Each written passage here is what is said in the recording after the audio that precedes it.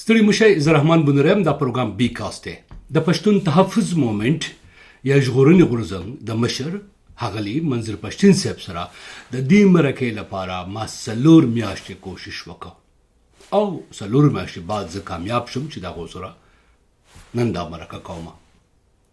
که ستاسو په ذهن کې دا وسوسه یا شک پیدا کیږي چې ولې 4 میاشتې تا نشو کولی چې دا مرکه دې کړې وې، نو زه دا وسوسه ستاسو ختموم. یوازینی علت چې ما ته ښکاري هغه دی د هغه نوښتګرتیا یا مصروفیت، بل ما ته څه علت په ظاهره نه ښکاري.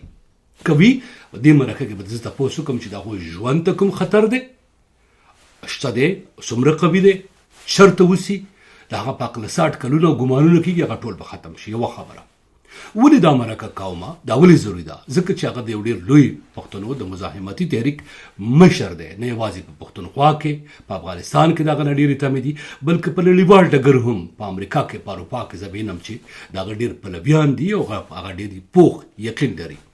په ځانګړې توګه د خیبر قامي عدالت وروستو ډېرې زیاتې تمې سیوا شوې وې، ایکسپیکټیشنز یې ورته وایي، او دا یوه پرېکړه چې وه چې د پښتونخوا نه به پوځ وځي د پاکستان، د دې باندې عمل ونه شو. په دې ډېر سخت شکونه پیدا شوي وو. زه غواړم چې د هغه نقطه نظر هغه شکونه چې دي هغه معلوم کړمه، هغه څنګه دي د ګوري پښتون تحفظ مومنټ ته دا شک ولې اوس د خلکو په ذهن کې راپورته کېږي چې رویه یې سافټ ده، سافټ کارنر، یعنی نرمه لهجه کې اوس خبره کوي، واقعي لهجه یې نرمه شوې ده. او دا پوښتنه ترې وکړو چې دغه پلان څه دی؟ پښتون تحفظ مومنټ واقعي ژوند پکې اوس هم شته دی چې د خلکو هغه امیدونه چې د هغو نه تړل شوي دي هغه پوره کولی شي که نه؟ او داسې په دې سیمه کې چې اوسنۍ کومه وضع ده پښتانه پکې وژل کېږي، پخوا به د مظاهرې کولې، اوس هغه مظاهرې یا خو نشته دی او که کېږي ډېرې وړې دي او منظور پښتین صاحب پکې پخپله نه لیدل کېږي، بلکې د یو مختلف نامعلومه ځای نه، نامعلومه مقام نه یو بیان ورکړي. نو آیا دی بیا میدان ته راتلونکي دي او لوی لوی جلسې کوونکي دي؟ دا مرکه چې تاسو نن ګورئ هم نن په دې ورځ باندې هغه په ټوله پښتونخوا کې د مظاهرو غږ کړی دی. ګورو چې نن د دې مرکې په وخت د پښتون تحفظ مومنټ دې مظاهرو دې غږ ته څه قسم اپیل ویل کېږي او په داسې حالاتو کې دا غږ کړی دی او په داسې حالاتو کې دا مرکه زه کومه چې په پښتونخوا وطن کې په ځانګړې توګه دهشتګردي سیوا شوې ده، پښتانه مشران وژل کېږي، هدفي وژنې سیوا شوې دي، ډرون بدونه سیوا شوې دي، ولس چې مظاهرې کوي د دې حملو خلاف هغو پوځیان نیغ په نیغه ډزې کوي او پاکستان وایي چې فتنه الخوارج ده. نو دا واقعي فتنه الخوارج ده که نه؟ د پښتون تحفظ مومنټ موقف څه دی؟ ځینې پوښتنې به د هغه د لیدونکو، د هغه د پلویانو، د هغه د فالوورز په ممکنه توګه سختې وي، خو زه پوره یقین لرم چې تاسو د هغه ځواب پوره واورئ نو تاسو ته به اندازه وشي چې د هغه ځواب څنګه و. هغه زیات ضروري دی. پوښتنه نرمه یا سخته کیدی شي، ځواب زیات مهم دی. زه زیات وخت نه لرم، البته هغه لیدونکي اورېدونکي چې هغه دا پروګرام ګوري، فالو کوي، لایک کړی دی، سبسکرایب کړی دی، ډېره مهرباني. چا چې نه دی کړی هغه دې هم دا سبسکرایب کړي.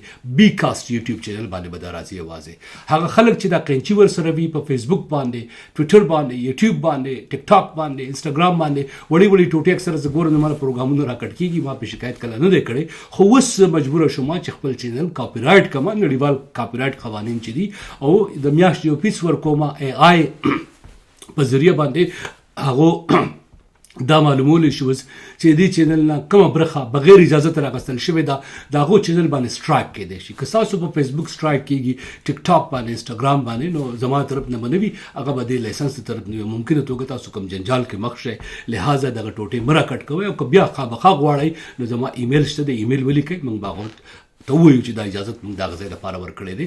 ځینو ملګرو ما ته یو تېره 2-3 ورځو زیات شکایتونه راولېږل چې یاره زموږ چینل خو بدلېږي ځکه ستا نه موږ ټوټه قینچي کړې وه. نو ما ورته ویل چې دا زه نه کومه، دا سافټویر کوي، اټومیټیکلي کېږي، نو تاسو کوشش کوئ چې داسې مه کوئ.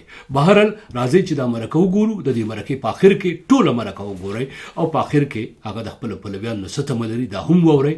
بیا ما ته کمنټ ولیکئ. دې مرکې نه وروستو کومه پوښتنه پاتې ده زما د هغه سره لوز اغستی دی چې یو بله مرکه به ورسره هم کوم په نورو موضوعاتو باندې ډېر وخت نه نیسو. راځئ چې شروعات وکړو هم د دې ځای نه د ښاغلي منظور پښتین صاحب سره. دا مرکه ما غوښتل چې لایو وشي، خو لایو هلته د انټرنیټ ستونزه وه، نورې ستونزې وې، موږ ونه کړی شوه. البته بل وخت به بیا دا کوشش کوو.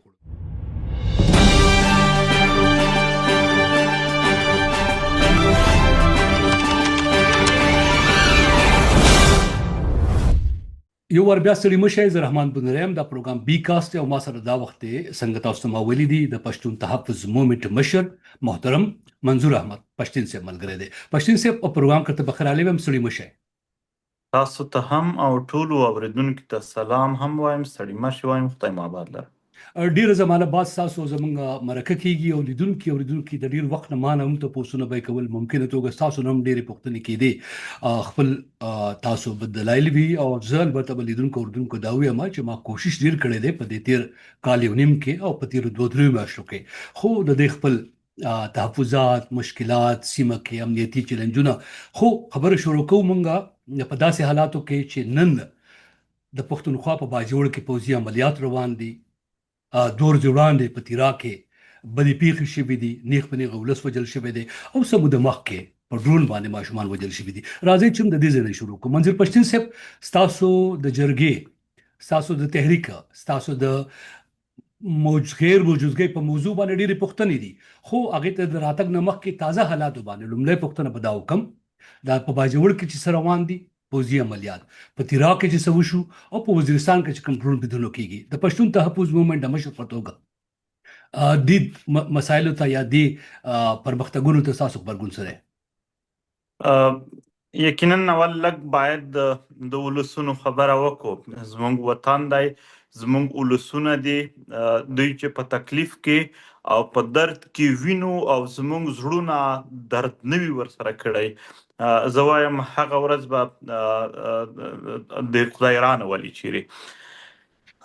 مسله دا ده، خدای دې د وطن نه دا دردونه لرې کړي چې دا د یو ملت او د یو وطن په عمومي توګه باندې د خپل خاورې د هر ډول د پرمختګونو د حالاتو د شتمنیو د هر شي نه د واک اختیار چې کله ځنې سلب شو لرې شو بیا ممکن شول چې په دوی باندې هر ډول حالات په اسانه راشي. په دې خاوره باندې اوسنۍ ګوره د تیرا تا یاده کړله د 15مه میاشت موږ په پښتو کې ورته وایو یا مای میاشت ورته وایي. په دې کې یو پښتانه تور سره وه په تیرا کې، هغه په ماټر لګېدلې وه، هغې په خېټه بچی و، هغه بچی هم مړ و راوتلی و، په خېټه لګېدلې وه او دی هم شهیده. یعنې دلته دا نه ده وژنه چې زموږ ماشومان اوس خو د مور په خېټه کې مرګونه دي، د مور په خېټه کې پښتانه وژل کیږي. لا راغلي نه دي، لا یعنې که موږ ووایو دلته خلک وایي پلانکی ولې داسې غږېږي څوک بیا مړ کړي، نو د مور په خېټه کې څوک نه وو غږېدلي چې هلته یې هم مړه کړل. که موږ وګورو په باجوړ کې پرون په روډونو باندې ماشومان پراته وو. ته د یو پلار په صفت، د یو مور په صفت، د یو ورور او د یو خور په صفت دی څوک خپل ورور او څوک خپل ماشوم داسې یو ځل خو آیډیلایز کړي چې که داسې زما سره وشول. په وزیرستان کې یو پلار خپل ماشومان تیاروي، اوس مو سبق ته بوزم ډرون پې راځي او هغه ماشومان وژل کیږي، شهیدان کیږي. یو پلار به بیا په دې نه پس عمر څنګه تیروي؟ یو پلار پرېږده هغه کلی به څنګه عمر تیروي؟ په ټانک کې هغه ماشوم وفات دی، ته صرف د ظلم جبر نه دی، قبر په د پاسه دی. هغه ماشوم داسې اخیستی دی، خلکو ویډیو یې موجوده ده په د سوشل میډیا، خلکو اخیستی ماشوم احتجاج کوي او هغه بکتربند ګاډي پرې راسپروي او دوی دغه چې د ماشوم د لاش بې حرمتي نه وشي هغه په د بمپر ورته کیدي. زه دا وایم په دې شرانو کې په درازینده کې ته د هغو ماشومانو عمرونه چې دوی په روډ سملولي دي. زما د خبرو مقصد دا دی چې که موږ ظلم جبر ته ګورو نو د وخت نه یوه ورځ نه، دا 2 نه دي، کال نه دی، 15 نه دي، 10 نه دي، اوس یې خوند ورکړی دی پنجابي جرنیل ته ستا د وطن شتمنۍ مدنیات، ستا د وطن وینې، ستا د وطن اوښکې دا د یو کاروبار وسیله جوړه شوې ده، دا د یو روزګار وسیله جوړه شوې ده او اوس په دې باندې دوی عادت شوي هم دي. یو کیسه ده د رښتیا او د دروغو پته هر څوک به په خپله څوک به رښتیا شماري څوک دروغ. ها و یو وخت کې دریانیل به جوش کولو، بیا به یو ژوندی انسان به یې ور وغورځولو، بیا به یې جوش کمولو. په ژوندي انسان یې ګزاره کېدله. د پنجابي جرنیلانو ګزاره اوس زموږ په وینو ده. ها منظور تر پښتین څو او زه د خبره پوره کوم د حالاتو چې موږ په څه نظر ورته ګورو. دا صفا خبره چې سره وکړو، ولې جرمنیان څوک نشي وژلی؟ ولې جاپانیان څوک نشي وژلی؟ ولې فرانسویان څوک نشي وژلی؟ ولې پنجابیان څوک نشي وژلی؟ دغه هندوستان په یو حمله وکړه، پاکستان په خر ټیک ټاک جواب ورکړ. هر هغه قام په دنیا کې چې ځان ته خپل ملت لري، ځان ته خپل هیواد لري، ځان ته خپل د هیواد فورسز او سیټ اپ لري، هغه څوک نشي وژلی. هر هغه قام چې هغه غلام دی او دا شی نه لري، هغه دنیا وژني.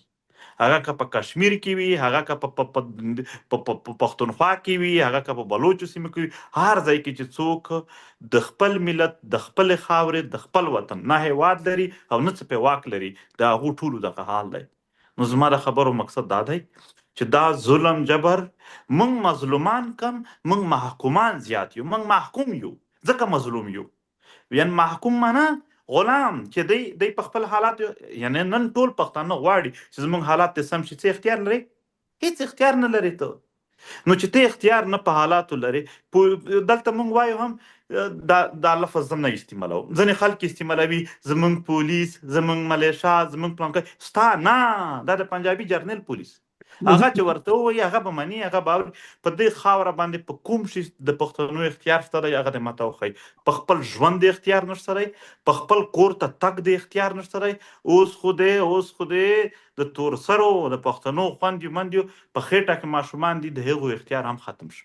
منظور پښتین صاحب تاسو خبرې ته ما ډېر په غور وګ نیولې وو او د کې انګریزي ټکی د ډسکرپشن، یعنی د دې حالاتو منظره چې د تاسو ویلا او د دې نه چې کوم تکلیف ته هغه مو ویلو، خو په دې کې حل یا حلاره یا تګلاره چې دا هغه موریدل غوښتل.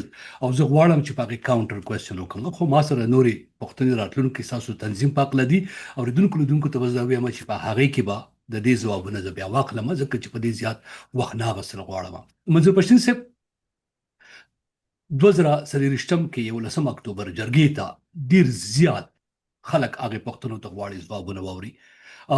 د دغه جرګې وروسته ډیره زمانه وشوه او د هغې وروسته زه یقین لرم چې دا ستاسو لومړی رسمي مرکه ده او شکریه ما دا کوم چې ماته مو دا اجازه راکړه، وخت مو راکړه. زما په خواهش باندې او تاسو مونږ خبر یو چې د دې مرکې نه مخکې څو ځله ما خواستونه کړي دي. بهرحال هغې باندې به زه بحث نه کوم. خو بهرحال ځکه دا پوښتنه ډیره مهمه ده، ډېر خلک اورېدل غواړي، ولې د جرګې نه وروسته مکمله توګه باندې ستاسو لخوا د تحریک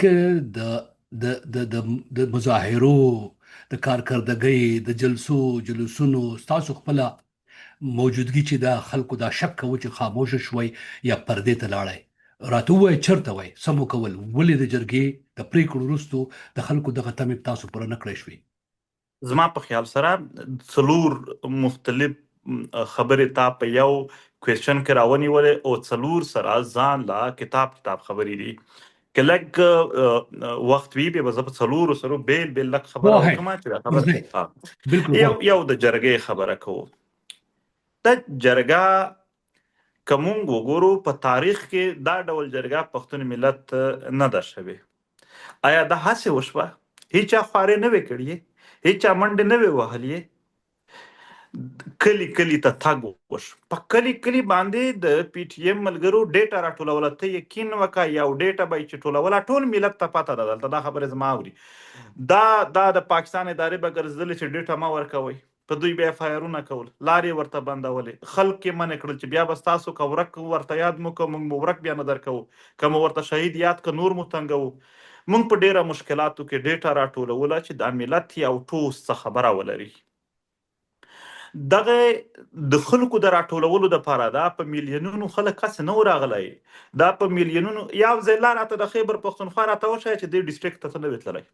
د پاراچینار نه علاوه چې په کوم ډسټرکټ راځي، کوم ډسټرکټ ته لاړم، پاراچینار ته لارې بندې شولې او نن مې هم خواهش دی چې زما خپل ولسونه دي هغه ته ورشم.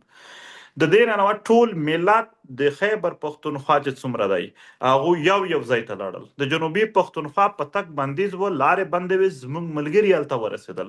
په نورو ځایونو کې په یو غټه توګه باندې لویه خواري وشوه. په آخرو ورځو کې نو مونږ ته دا پیغامونه د سیاسي خلکو د لارې راتلل چې فوجي جنرالان وایي چې په دې سره کرخه راتاو ده، هیڅ صورت باندې به ونه کی. ما ویل دا به یو پنجابي جرنل هوډ وي، اراده به وي، عزم به وي، او د یو پښتون هوډ وزم د هم ورته وایي چې دی وایي چې په هر صورت یې کوو. بیا ما په باندې پیغام هم خپور کو. ما یو ځل د ملګرو سره مشوره وکړه چې ملګرو مونږ دا جرګه چې کوو تکلیف به وي، په دې کې خواري به وي، قرباني به وي. ټولو ملګرو لبیک وویل چې مونږ هر څه ته تیار یو. د خیبر په ګراوند پښتنو ځوانانو د خپل ملت د اتحاد په ارمان خپل وینې تویې کړې، قرباني ورکړه، شهیدان وشول، زخمیان وشول، او مشران ځوانان په ذاته پاتې شته 400 کسان په دې کې گرفتاری شوي ده. 400 کسان نه زیات دا گرفتاری شوي ده. دا ټول خوارې او تکلیفونه موږ د څه لپاره تیرول؟ کوم د خپل ملت په خاطر، د خپل ملت د اتحاد په خاطر. او دا د ملت اتحاد ارمان د چا و؟ دا زموږ د ټول ملت و. زما د وطن د هر خور، د هر مور، د هر ځوان، که هر پیشک چې څوک دی د هغې یو ارمان و چې کاشکې موږ په یو ځای خو چیرې سره کېنو. راغلل چې څومره هم پښتانه وي، خدای دې خیر ورته پېښ کړي، خدای دې ښېګړې ورکړي. راغلل 3 ورځې دلته ناسته یې وشو. ناسته یې په داسې حال وشو چې د شهیدانو وینې لمدې دي.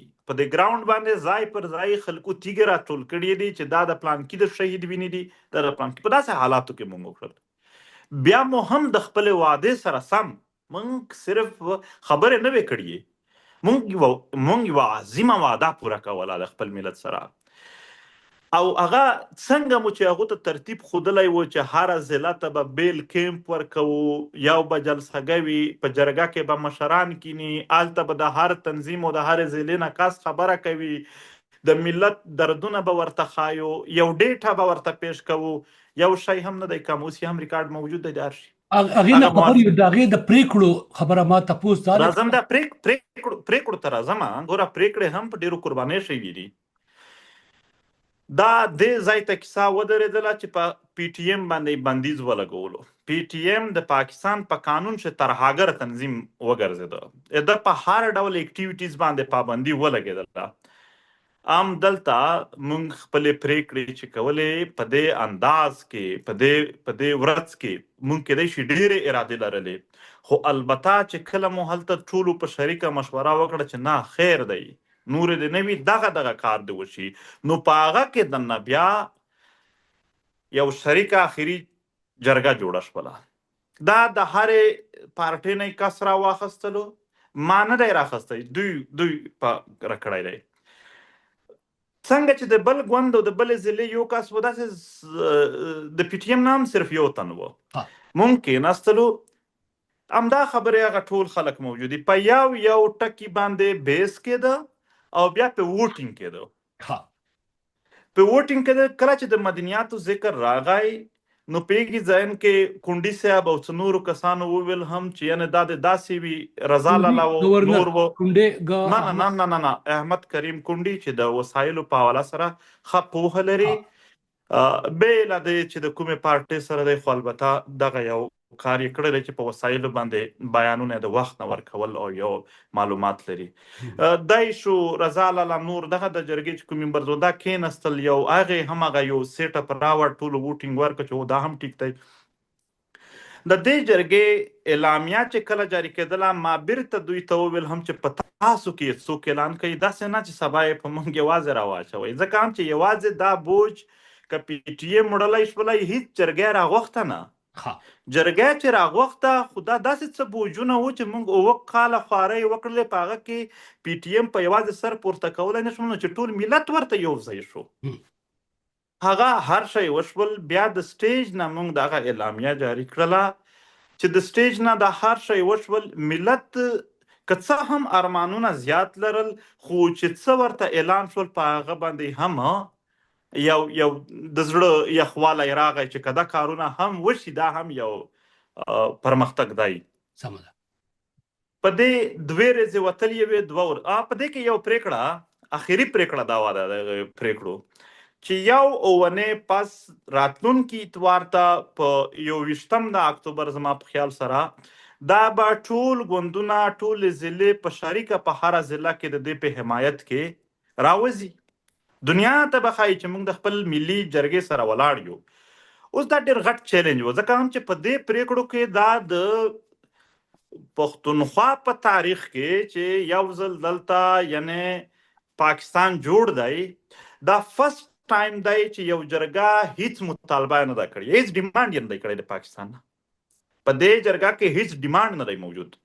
په دې کې ټوټل پریکړې شوي چې موږ دا کوو امن راولو، څنګه راولو، طریقه حل کړله، وسایل ګټو، په کومه طریقه یې ګټو، ډایرکټ یې خپل ملت ته طریقه وښودله چې په دې طریقې ګټو.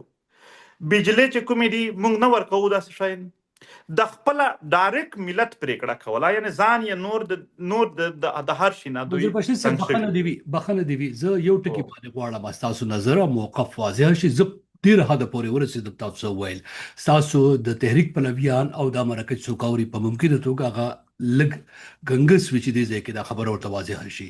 پریکړې وشوې د ټولو متفقه سلا وه. تاسو ویل دا بوج ټولو په شریکه پورته کولو لوز وکړو او تاسو په دې کامیاب شوئ. یوه خبره زه غواړم چې تاسو وضاحت وکړئ. یوه پریکړه دا وه په میاشت کې دننه باید په وز یا د دې نه زیاته موده کې وځي. دې پریکړې باندې عمل کولو کې کوم ځای چیلنج راغی او ولې پکې عمل نه شو؟ بیا نورو باندې به بحث وکړو. دوه میاشتې کې د ګوره دغه جرګې واضحه کړله چې زمونږ په خاوره د پښتون وطن د چا سره جنگ نه دی راغلی، نه یو بیرونی ملک یعنی یا بل چا یا ازبکستان تاجکستان چا حمله نه ده کړې. دلته کیسه دا ده چې وسلوال دي او فوج دی، هغه په خپل منځ کې لګیا دي. سره زمونږ خو څه جنګ نشته. که دوی دواړه ووځي نو زمونږ په خاوره خو امن دی. دا خو جرګې ومنله چې د امن د ناامنۍ اولې ویستل چې ناامني ولې ده، آیا پښتون د چا سره جنگ کړی دی یا موږ باندې چا حمله کړې ده، داسې هیڅ شی نشته. دا خو د پاکستان د فوج پالیسي دي، لہذا دا چې ووځي خو دلته امن دی، دلته خو نور جنگ نشته دی. په دې باندې د 2 میاشتو ټیم غشو. اوس دې دپاره وشول دا چې هر څوک ته 3 زره کسان ورکي چې یو لوی شمیر خلک ګوره ته چې یو جرګه خپلې پریکړې امپلیمنټ کوي نو څه د اسمان نه خو تیږې نه پرې راورېږي چې څوک یې جرګه نه ومني نو پخ تیږې خو دلته به دغه ولسونه خواري کوي، دغه ولسونه به محنت کوي، قربانۍ به ورکوي، پرمختګونه به کوي. چې کله جرګه وشوله 2 ورځې پس په ډان نیوز کې اول آرټیکل راغی دغه په مخالفت شي. مونږ حیران وو چې دا څنګه کېدلی شي چې د دغه جرګې ممبرز ډان نیوز دعوا کوي چې د دغه جرګې ممبرز چې کوم دي هغې مونږ ته دا وویل چې مونږ د دغه پریکړو سره نه یو ولاړ. بیرته مونږ ته کسان مونږ ډان نیوز سره خبره وکړه چې څوک دي، هغو راته څه ګوندونه وښودل، ملتپال دي، نور دي چې دغو وویل. غواړئ هغه ګوندونو نوم واخلئ؟ پرېږده، اوس ضرورت نه لري. معلوم دي، زه یې پېژنم، ته یې پېژنم، ټول یې پېژندي. مانه ستاسو په جرګه کې ستاسو ملګرو د دې د 2 ورځې وروستو د خپلو پرېکړو نه په شا شو او دا یې دی چې په هغې عمل نه شو. مانه دا ده. یو منټ راځم درته چې څنګه دغه وشوه. په دې نه پس ډایرکټ د جرګې هغه ممبرز چې دغه جرګه یې پېژندله چې په څومره لویو قربانو راغلې ده، شهیدان شوي دي، هغو ډایرکټ رابطې وکړلې د ټولو ګوندونو سره چې وزړګیا که تاسو څه هم په دې کې نه منل غواړئ، زموږ دپاره د جرګې فیصلې عملي کېږي نه عملي کېږي، غټې دي وړې دي، کومې هم خوښې دي کومې نه دي خوښې، دا دویمه خبره ده. اول خبره د دغې ملت اتحاد دی چې اتحاد وي خو موږ به مسلې حل کولی شو. لہذا تاسو راشئ او په ډېر یعنی درانه طریقه سره، په ډېر ښکلې طریقه سره تاسو راشئ، کښېنئ زموږ سره. صحیح ده. او چې کښېنئ نو په هغه کې به بیا سره وغږېږو چې کوم ځای مو نه دی خوښ هغه به لرې کوزنې. بیا ویل چې صحیح ده. یو اونۍ پس دلته دا چې کله مظاهره کېدله په ټول وطن کې د دې جرګې په حمایت کې دښمن ناست وو، دښمن چیکینګ کولو چې آیا دا زما پر خلاف یا دلته چې زه کومې ورانۍ جوړم د هغې پر خلاف اتحاد قوي دی که نه دی کوي. یو اونۍ پس چې کله هم ورځ د لاریون او د پاڅون راغله، یقین وکړه د پی ټي ایم نه پرته یو تنظیم نه و ولاړ. نن هم لاړ شه د ټولو نور بیانونه خو پرېږده، تش د فیسبوک پیجز یې راواړوه، د ټویټر پیجز یې راواړوه، که په هغه باندې هم یو تش پوسټ ورته کړی وي چې سبا هیڅ دغه زموږ قومي جرګه ده. هیڅ اتفاق هیڅ شک نشته دی دې ځای کې ستاسو خبره کلیر شوه. البته پښتونخوا اسمبلی د بلوچستان اسمبلی هم ستاسو د پریکړو حمایت کړی، تاسو ته یاد دی. د دې نه سم ټکه پس دوی دا کار وکړو، دوی خاموش شو، دوی په شا شو، تاسو به را مخکې ته شوي وای کم سے کم په خپل پلویانو ته به مو ویلي چې تاسو چونکې کوربه وئ، یعنی تاسو د دې ماته یاد دي څو ځله موږ خبرې هغه وخت کړې وې چې دا د ټولو جرګه د پی ټي ایم یوازې د کریډ نه دی. البته تاسو انتظامات کړي منتظم په توګه باندې ستاسو په اوږو ذمهواري وه، باید دا خبره مو کړې وې چې موږ خو دا کار وکړو، بېلوزي را سره وشوه، بېوفایي را سره وشوه، خلک رانه په شا ولې خاموشه شوئ؟ دا خبره مو ولې نه کوله؟ اتلس راځم درته ګوره، موږ پر ځای د دې چې شور وکړو په فیسبوکونو په ټویټرونو، موږ دا نه وکړل. البته موږ راغلو بیرته مو بیا رابطې وکړي. حمید شیراني یو ذمهوار د جرګې دې ته کېناستلو چې د ټولو سره بیرته رابطه وکړي، راشئ چې کېنو. دا چې جرګې نه پس منظور ورک شو، دې ته هم غوږ نه سه. منظور په دې ته ډېر مهم غوږ نیسم او دا ډېر خلک ماته وایي منظور یو 20 اکتوبر احتجاج منظور او د منظور ملګرو کولو بل هیڅوک نه و. اوس راځو چې ورک څوک و. منظور موجود و، منظور ملګري موجود و. په نومبر کې میټینګ را وغوښتل شو د دې جرګې بیا. دا ډېر مهم پوینټ دی. په نومبر کې هم منظور بنفس نفیس په هغه میټینګ کې موجود دی. په نومبر کې د ملک نصیر کوکي خیل په کور میټینګ وشو، خو دښمن قتل د هر څه چې کله دښمن ولیدل چې دلته یوازې پی ټي ایم او څه علاقایي مشران راغلل، هیڅ ګوندونه نه ورته راځي او نه په دې اتحاد کې دي ورسره، نو دښمن وویل چې بس اوس هغه یاره تاسو مقابل سیاسي ګوندونه دي، تحریکونه دي، نه دښمن نه مراد زما د پاکستان فوج دی، دا د پښتنو دښمن دی، بل څوک دی دښمن. دا چې څومره ګن جوړ شوی دی دلته، دا د دغې پنجاب جرنلان فتنه الپنجاب چې کوم ده، دا ټول دا ګوډ بیډ دی، آی اس آی دی، مایک دی، فوج دی، چې ټول سره جمع کې هم دا دلته د دوی ګن دی. دوی د پښتونخوا تباه کړې ده. نومبر کې جرګه راوغوښتل شو، دښمن درته قتل بیا، او دښمن ولیدل چې زما پر خلاف زما د ټولو ګنده عملونو د نسل کشي چې زه د پښتنو کوم د هغې پر خلاف اتحاد چې کوم دی هغه ممکن نه دی. پی ټي ایم راته یوازې شو. په پی ټي ایم یې بندیز زیات کړ. 2 ورځ یې لا نه وتلې چې د پی ټي ایم یې 4,000 نه باندې مشران د علاقې تر لیول پر په دې شیډل 4 کې واچول. شیډل 4 پته شته دا هایلی چې کوم غټ ټیرریسټ دهشتګرد یا پکې اچوي، دا د خپل کلی نه نشي وتلی. نن هم زما ملګري چې د مولانا خانزیب جنازه ته تللي وو، جیل یې خوړلی دی. د مولانا خانزیب په جنازه پورې یې جیل خوړلی دی. د اوسنۍ جرګې په تک پورې دوی اف آی آرونه خوړلي دي. نو پی ټي ایم خپله قرباني ورکړه، خپل ټول وجود یې د دغې ملت په خاطر باندې بین قرباني ته مخ، خپل ټول ملګري شیډول 4 ته واچېدل، شهیدان یې ورکړل، وینې یې توی کړلې، زخمیان یې وشول. نن هم د پی ټي ایم مشران په جیلونو کې پراته دي. د چا په وجه؟ د خو راته وښایه بل څه شی و.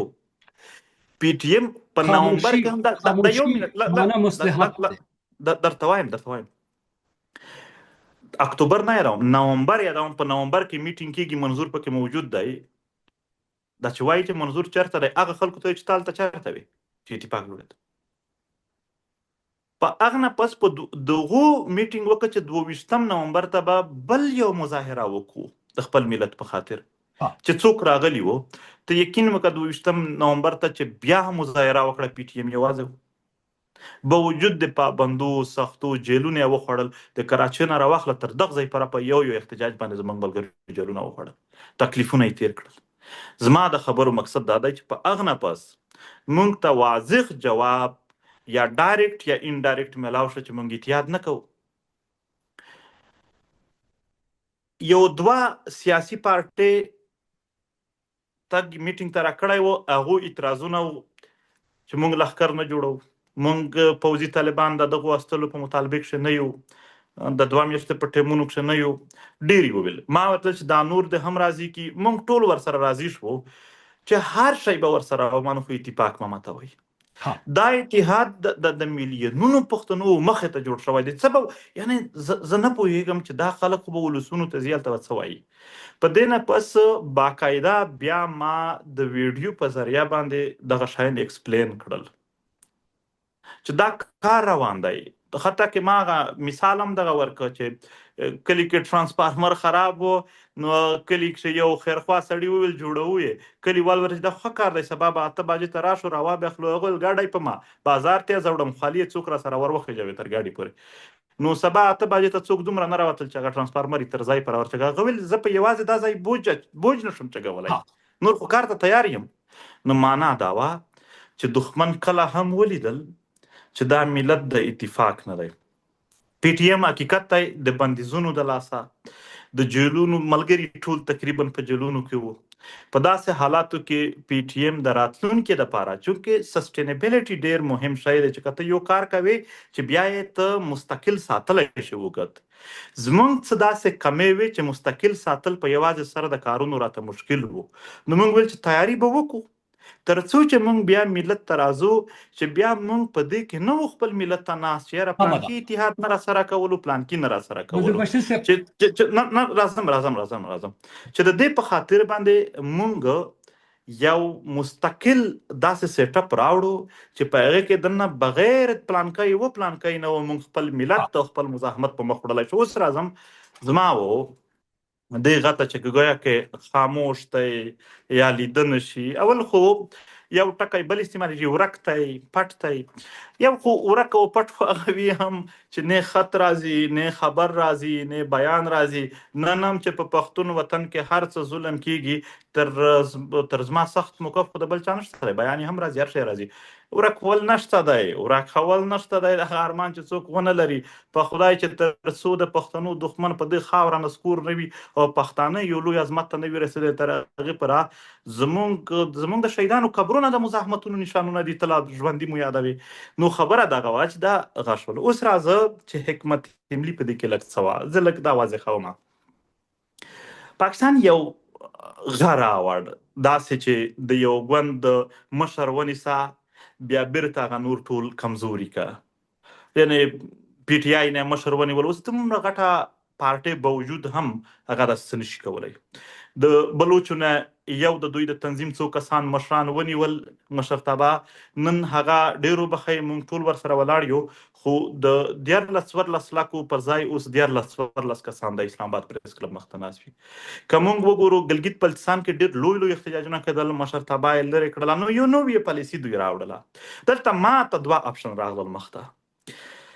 یو دا چې راووځه، هر څه چې کېږي ته به هیرو وې، که جیل ته دې وړي هیرو به وې، خپل خو پرېږده پردي به هم همدردي در سره لري، صحیح نه؟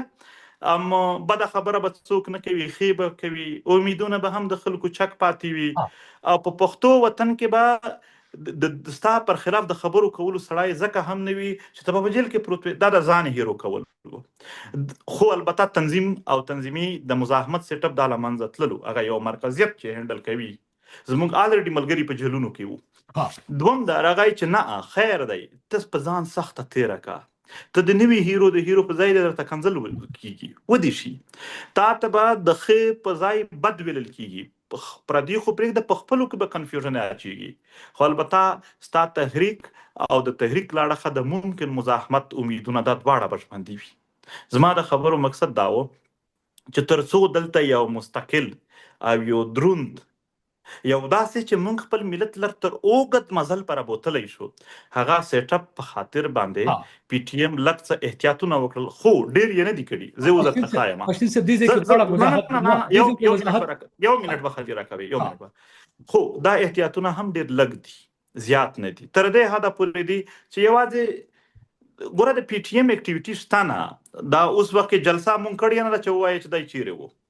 بیا به دا وایي باقي چې څومره هم دلته مزاحمت شوی دی په هغه نه پس د جاني خیلو پر لت وشو ورشه نن یې هم پوښتنه وکړه مرکزي کردار د پی ټي ایم بو په غا کې پر لت وشو په نارت وزیرستان کې ټول پی ټی ایم موجود والته نور ګوندونه موجود او پی ټی ایم تر ټولو زیاتو کوي وو نن هم په هر ځای کې چک یې کوي چې په هر ځای کې د پښتنو مزاحمت کیږي پی ټی ایم خپل تر ټولو زیات کردار ادا کوي نو پی ټی ایم نه لمنځه تللی دی ها نه ورکته البته پی ټی ایم خپل هغه څه سیټ کول هغه څه په خپل قوت جوړول چې هغه دته په مزاحمت کې د خپل ملت د ځان سره مستقل او اوږد تک ته برابر دې کی باندې ډیر باسو شو خو البته دوه وضاحتونه لا اوس هم پاتې دي تاسو د خبرو نظر تاسو راخلم چې پی ټی ایم او منظر پښتین صاحب شخصي پیغور ته غاړه کې خودا خو تحریک ژوندې وساته د ټول خلاصه ماته داسې ښکاري او دا مو ورسره مو ویل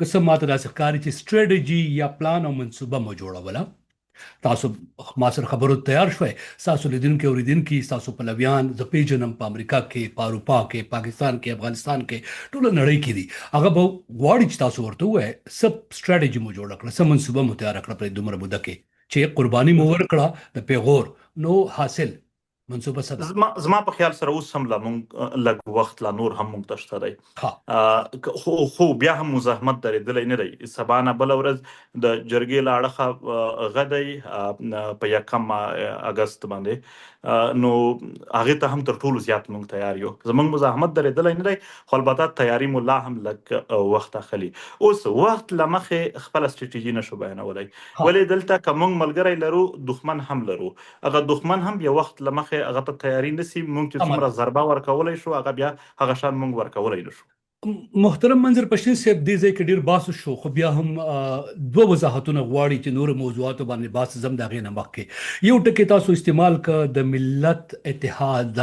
د ملت ارمان و تاسو ارمان و دا لږ وضاحت کولی شي د دې نه څه معنی ده د ملت اتحاد ارمان پوره کېدل د ملت اتحاد دا و چې د پښتنو څومره مشران دي دا ټول راټول شي او په یو ځای باندې په شریکه د خپل خاورې او د خپل اولسونو د دې غم او درد او د دغه مصیبتونو نه د استلو لپاره هڅې شروع کړي بونیری صاحب یو د پښتنو مشر د څوک وخایي چې بنفس نفیس منظور پښتین په خپل کور ته او دفتر ته نه ورغی ټولو ته ورغلم سره د وفدونه ورغلم یو ګوند څوک وخایي چې تا پاتې که نه مو دی پاتې کړی دا خو پرېږده د کلي علاقې مشران څه وي ستاسو د بونیر نه راواخله تر چمنه پورې یو ته انوایټیشن میلاو شو نو دا د ملت ارمان و چې مشران دې په ټوله او موږ د دغه هڅه وکړله موږ په دې کې د مهنت د کوشش یا د هغې کوشش د یو ځای ته رسولو لپاره تر وینې او سرونو قربانۍ دا ټولې ورکړلې زه په دې کې ډېر پوښتنه نه کوم تاسو یو بل اصطلاح ډېره کارولې ده خپل بندوبست د دې نه تاسو مطلب څه وي اکثره دا اصطلاح کاروئ چې خپل بندوبست به کوو زما په خیال سره موږ نه د تحفظ څوک لرو که پښتانه په دې سوچ کې وي که په دې فکر کې وي چې دلته څوک یو داسې قوت شته دی چې هغه دوی ته تحفظ ورکوي یا که هغه ته چیرې چا په اسلام آباد او په بل ځای تقریرونه وکړل په ایوانونو کې نو هغه به پوه شي او هغه پوهه نه دي او هغې نه به موږ ته تحفظ میلاو شي داسې هیڅ شی نشته دویم نه داسې څوک شته دی چې هغه دوی ته انصاف ورکړي دا په وټساپ چلیدونکي عدالتونه هیڅ دغې ملت ته انصاف نه ورکوي نه ستا د وسایلو او د روزګار د شتمن کولو دپاره څوک شته دی نو خپل بندوبست معنا دا ده چې د دغو ټولو شیانو دپاره پر ځای د مطالبې خپل ملت راپورته کول او د دغې ټولو کارونو ترسره کولو دپاره خپل کوششونه کول په خپلو لاسونو په خپلو مټو په خپلو قربانیو پرمختګ یعنې تاسې اوس هم د تمامې پښتنې خاورې د نمایندګۍ دعوه کوئ او دا فکر کوئ چې د دې حل لاره ستاسو سره شته دی که د ټولې پښتنې خاورې د نمایندګۍ دعوه کوئ نو حل لاره داسې په لنډو ټکو کې یو ټکي راته ویلی شئ منصوبه خو تاسو وایي چې رانه ویل غواړئ خو بیا هم زه اول خو د ټولو پښتنو نمایندګان دعوا نه کوو د دوی د دوی د پاره د خپل ځانونو قربانولو دعوا کوو د دوی سره د ډیر زیاته مینه لرلو دعوا کوو او د دوی د خدمتګارانو دعوا کوو چې مونږ خدمتګاران یو. خبره د حل ده نو یو شی وایم کدا ملت څوک هم دا سوچ کوي چې مونږ به شارټ کټ څه پروګرام وي د چا سره داسې یو څټک شته دی چې هغه به یو ټک ورکي او هر شی به جوړ شي. پښتون صاحب د کې وبخه نه د کې وبخه د کې زه تا ډیر مهم ځای ویلو زما دا تر ټولو مهمه پوښتنه ستاسو د جرګې 11 اکتوبر جرګې په وخت هم کله چې زه په نورو ټلویزیون چینلو یا پروګرامونو کې خلکو راغوښتم ما ته ویل چې ته د پی ټی ایم کوریج ډیر کوي یا سر او نظر په ساتي تراته وایا ما باغه وخت هم دا خبره کوله چې پی ټی ایم مشرتابه په ممکنه توګه د ځان او د تحریک پاک له خلکو ته د حد نه زیات امیدونه ورکړي دي یا بیا د دې د خبرو نه خلکو به حد زیات امیدونه قائم کړي دي او کدا امیدونه نه پوره کیږي په نا امیدي بدلیږي بیا به پیغورونه خلک کوي تاسو دا چې پښتنه ما کوم کړه دا اوس پټه کې ویلو دا احساس لري تاسو به حد زیات امیدونه ورکړل یا خلکو تاسو نه امیدونه وتړل او اوس هغه ټول امیدونه نه پوره کیږي ځکه مې دا پښتنه کوله غواړم دې په هر ډیر ضروري وعده کوو د خپل ملت سره چې ټول به پوره کیږي خو یوازې دا ده چې د یو مظلوم ملت د ډیر غریبو کورنیو سره د غریبو سیمو سره د غریبو طبقې سره تعلق لرونکي تحریک د پاره دومره زر ممکنه نه ده چې هر شی په یو څټک وکړي دا خواري دي کوي قرباني دي ستاسو مخته مو ډیر درانه او خواږه ملګري سرونه پیش کړي دي د دې ملت ته گیفت کړي دي چې تاسو د خیر ورځې په خاطر جیلونه دی اوس مو هم ملګری پکې پراته دي او ترتیبونه دی اوس هم شپه ورځ د دې ملت په خاطر جوړو او بیا یې عملی کولو کوششونه کوو. راځم دې خبرې ته چې د دنیا ټوله هیستوري مونږ وګورو هیڅ یو ملت چې دومره بد حال ته تللی دی په دومره لږ فرصت کې په دومره لږ وخت کې او په دومره لږو قربانیو یو ځای ته نه دی رسېدلی کیږي. خدا خو منه چې تاسو نه د خلکو لسونو تمې چې دی باندې غواړي وضاحت وکړي چې تاسو د وس او تاسو د توان تاسو په وګو چې کوم بوج دغه د حد زیات دراچول شوی دی یعنی تاسو داسې وای په خوشحالي قبله زه چې د ملت په مونږ پسې څوک بادرد هم وایي زه په دې نظر ګورم چې زمونږ نه هیلې دي خامخا دا زما ملت دی چا نه د ګیلا وکي چاته د خبره وکي ودې کې یار زما نه دی وکي زما ملت دی زه د دوی دغه جمهوریت حق شمارم چې زمونږ په خبره دی وکي او دومره وایم لږ دی طریقه او درنښت د پښتون په صفت وي نور دغه واقعا هیله یوازې د ملت نه دي زیاتې زمونږ هم عزم او اراده چې څومره ملت هیله لري ولا تر هغه زیات اراده دي زمونږ تر هغه زیات عزم زمونږ دی هوډ په بنیاد د اساسي تحریک په دې بنیاد او بخای په دې بنیاد تاسو په تحریک کې ځری مشران په پاکستان کې یا په نور نړۍ کې په ممکنه توګه تاسو سره نظریاتي اختلافات یا تاسو سره بیلتون لار خپل کړی دا دا حقیقت دی هو ویبا او زوایم دا ممکنه ده په راتلونکي وخت کې هم وشي او هر کله داسې ممکن دي دا نه وایم چې کیږي خو زه وایم داسې ممکنات باید د هر وخت په زړه کې ولرو موږ هر ملګری هر د تحریک ملګری په خپل ځان کې هر ورځ دا سوچ کوي او کار کوي چې زه یوازینی سړی پاتې یم چې د دې ملت لپاره او خامخا یې کوم پرېږدم یې نه یعنی بالکل ډیپندنسي به نه کوي خپل کار به په مخ وړئ زما د خبرو معنا دا ده چې مونږ ته به یوازې د دښمن لاړه خنه د یو کام هم به ترتیب دی سره د دغه به ترتیبې د وجه هم ډیر تکلیفونه راسي خو دغه د دغه نه وار خطا کول د دغه نه به برداشت کېدل او د دغه نه حوصله کمول دا تر ټولو لوی شکست دی او دا مونږ کله نه قبلو نه مو کړی دی بیا وایم ولس چې کوم زمونږ نه امیدونه ساتلي دي ته وایي هغه غټ دي زه وایم هغه هم لا واړه دي تر هغو ارادو تر هغې عزم تر هغې مقصد تر هغې منزل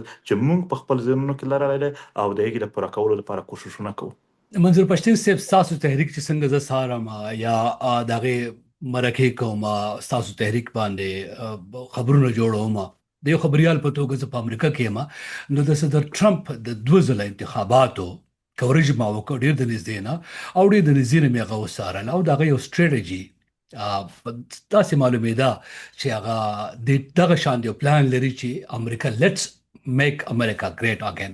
تاسو د خبرونو وروسته هم داسې تاثر ماته زه عقلم چې تاسو هم داسې کوم پلان لرئ چې لیټس میک ګریټ پښتونخوا اگین، هم داسې تاسو کوم پلان دی لکه څنګه چې د هغه ټرمپ دی منظور پښتون صاحب؟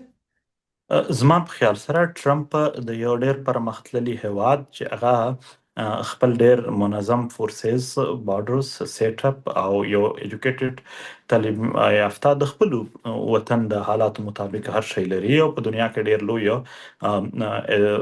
ډیپلوماټیک او استخباراتي ډانچه موجوده ده. دوی هغه د لپاره دا خبرې کول اسانه هم دي او هغه خپل طرز وي. موږ د لپاره که څه هم د یو لوی چیلنج دی خو خوشحال یو چې موږ د خپل ملت په خاطر لوی چیلنجونه لوی قرباني غواړي، لوی قرباني هم ورکو او لوی لوی هدفونه حاصل کو. زما په خاطر باندې پښتانه دومره کمزوري کام نه دی. ټیک تا نن با بیوسوي بیوسه خلک لګ به ترتیب آسه هم وي خو کلک هم ردم یو واخسته ز شمارم چې د دې خطه ویټو دوی دوی د دې خطې ویټو پاور دی چې هر څه دوی وغواړي چې رد مکړل هغه به بیا څوک هم نشي سیخولای. هر څه چې دوی سم وغواړي هغه به بیا څوک رد کولای نشي. البته یو خاري غواړي که دا ملت ز بیا وایم دا غواړي چې په یو سټک به موږ هر شي ځای ته ورسوو، هغه نشته دی رسي. موږ به خپل سکیلز زیاتو، موږ به خپل خواري زیاتو، وار به نه خطا کوو، حوصله به نه بیلو او د مسلسلو خواریو په نتیجه کې د مسلسلو قربانیو په نتیجه کې د یو څه حاصلولو ترتیب چې زموږ په ذهن کې همیشه موجود وي. او دا ناره به ستاسو تحریک برخوي چې لیټس میک پښتونخوا ګریټ اگین. او ممکنه ده. منظور پښتون صاحب زه غواړم چې په بل یو باب ته وړو د دې مرکه او هغه مهم باب ماته ښکاري هغه د پسیمه کې بیا د وسلوالو ژوند کېدل او د منظم کېدل. تاسو دا منئ چې طالبان داعش او نور وسلوال د ریاست د پالیسۍ برخه ده د پاکستان د ریاست دا و چې سره روان دي او زما خیال دا دی چې دلته کوم جنگونه کیږي د ټول پراکسی جنگونه دي. دغه پر شا باندې هر یو خپل قوتونه دي چې هغه ارینج کوي. په دې خاوره باندې امریکانز رشینز یو دور سره تیر کړی دی د جنگونو او موږ دا سوچ لرو چې اوس چاینیز اند امریکانز د یو بل سره د اقتصادي چې کوم منسوبې دي د هغو د ښه کولو یا د ورانولو چې کوم پالیسیز دي په هغه کې دغه پراکسی سیستمونه هم دي. اوس راځو د پاکستان د فوج و کردار ته د ترهګرۍ په جوړولو کې یا په بیرته پروموټ کولو کې. نو دا داسې خبره نه ده چې مونږ یې وکړو دا به څه نوې خبره وي. دا خو هغه خبرې دي چې د دوی خپلو کتابونو کې او د دوی د خپلو مشرانو له خولې وتلې خبرې دي، هغو منلې دي. زما په خیال سره په دوی کې دوه رایې اوس پاتې شوې نه دي. یو څو ورځې مخکې د یو صوبې وزیر اعلی یعنی معنا په ووټونو هم راغلی او چیف ایگزیکټیو دا د وزیر اعظم پس د صوبې وزیر اعلی مشر وي د پورا یو صوبې. نو په هغه والا سره چې وکړو هغه هم دغه وایي چې زموږ ادارې ډیره لویه مرسته ورکوي. منظور پښتون صاحب په دې کې بیا دا پوښتنه هم راپورته کیږي چې په 15 اگست کال 2021 کې په افغانستان کې جمهوریت سقوط څخه طالبان په واک کې راغلل. نو دا هم تاسو د نړیواله ګریډ گیم او د پاکستاني استخباراتو کړوړه بوله. زما په خیال سره د پاکستاني استخباراتو هم زیات دا د نړیوالو گیمز دي او نړیوال دلته وغواړي څوک راولا څوک لري کا په هغه کې د تیر تاریخونو پر شان اوسنی وخت کې هم د دوی کردار وو او هغه څه داسې زبیا وایم چې دا زو تا چې کوم وخت کې بیس کوو دا هغه وخت دی چې د کوم کوېسچن زو تا یا بیس سره کوو دا ټول په نړیواله کچه باندې شوي بیسونه دي هغه تایید شوي دي. د سنوي خبره پکې پاتې نه ده. په داسې کې د پښتون وطن مستقبل تاسو څنګه زوروي چې دا نړیوال طاقتونه خپل گیمونه کوي او تاسو تحریک چې دی خپل محدودیتونه لري. تاسو د قربانۍ او ذکر زیرو کو بیا هم د پښتون لرم خو بیا هم مستقبل څنګه زوروي د پښتون وطن؟